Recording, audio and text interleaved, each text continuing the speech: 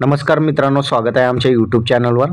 तर मित्रांनो, प्रधानमंत्री पीक विमा योजनेअंतर्गत पुनर्रचित हवामान आधारित फळपीक विमा योजना राज्यामध्ये सुरू झालेले ऑनलाईन फॉर्म भरणे सुरू झालेले, ज्यामध्ये सन 2024-25, 25-26 या 2 वर्षामध्ये मृग आणि आंबिया बहाराकरिता या ठिकाणी अधिसूचित फळपिकांसाठी या ठिकाणी पीक विमा लागू करण्यात आलेले.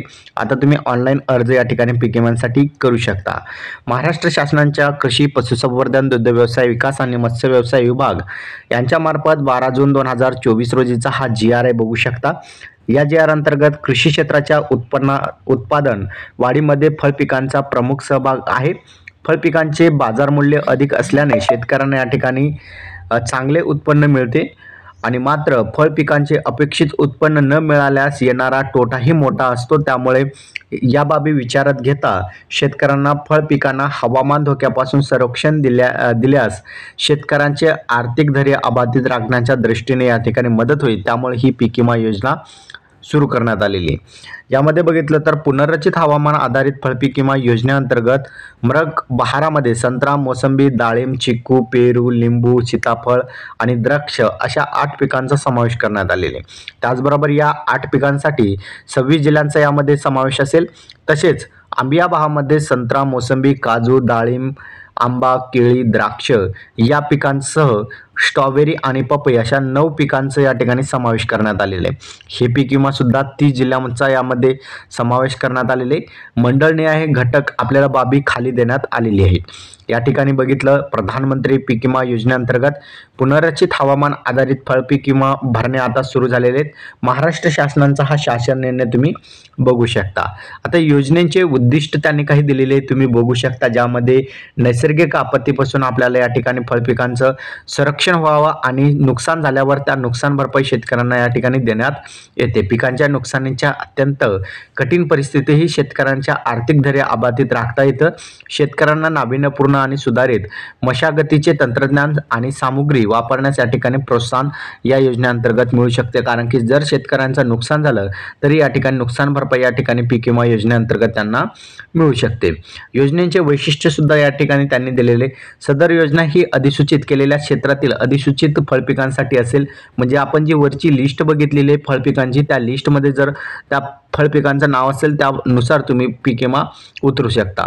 सदरची योजना ही कर्जदार आणि बिगर कर्जदार अशा दोन्ही शेतकऱ्यांसाठी असेल आणि ऐच्छिक असेल. तुम्हाला जर भरायची असेल तर भरू शकता, नाही भरायची असेल तर नाही भरू शकता. तर या ठिकाणी तुम्ही भाडेकरू म्हणजे तुम्ही या ठिकाणी रजिस्टरनुसार तुम्ही जे आहेत शेती केलेली आहे, भाडेपट्टीने तुम्ही शेती केलेली असेल तरी तुम्हाला या ठिकाणी फळपिका जे आहेत उतरू शकता.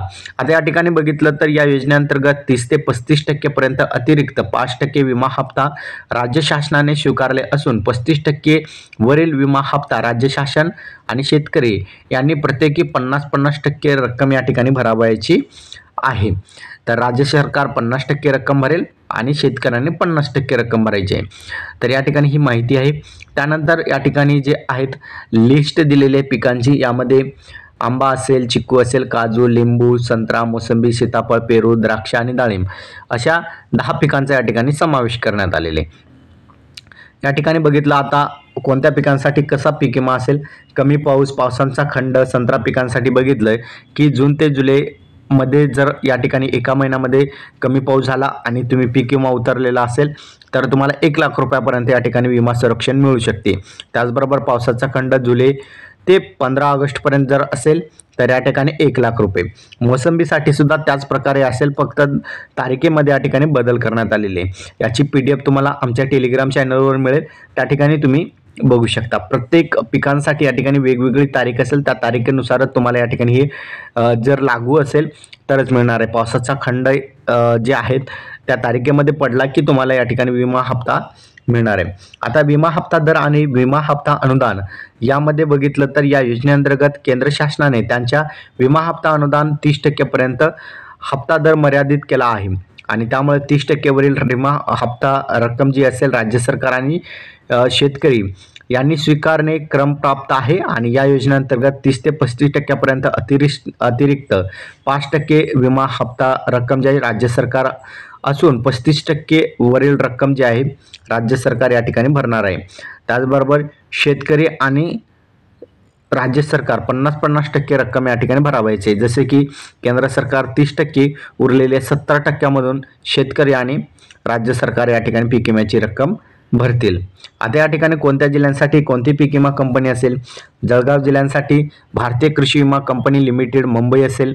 त्यानंतर जालना जिल्ह्यांसाठी future general India insurance limited असेल.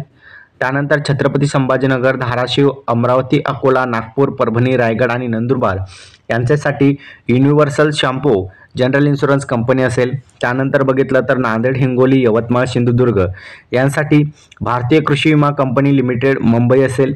ठाणे, पालघर, धुळे, पुणे, सांगली, लातूर, बुलढाणा या जिल्ह्यांसाठी Bajaj Allianz general insurance company limited असेल. नाशिक, अहमदनगर, सोलापूर, सातारा, बीड, वाशिम या जिल्ह्यांसाठी Bajaj Allianz general insurance company पुण्यांची असेल. कोल्हापूर, वर्धा आणि रत्नागिरी या जिल्ह्यांसाठी भारतीय कृषी विमा कंपनी लिमिटेड मुंबई असेल. कर्जदार आणि बिगर कर्जदार शेतकरी या ठिकाणी अर्ज करू शकतात. या ठिकाणी त्यांनी अर्ज करण्याची तारीख सुद्धा दिलेली 30 जूनपर्यंत तुम्ही या ठिकाणी अर्ज करू शकता. आंबिया बहारांसाठी या ठिकाणी 15 ऑक्टोबर ते 31 ऑक्टोबरपर्यंत या ठिकाणी तुम्ही अर्ज करू शकता, असं या ठिकाणी त्यांनी तारीख सुद्धा दिलेली आहे. त्यानुसार तुम्ही अर्ज सुद्धा करू शकता.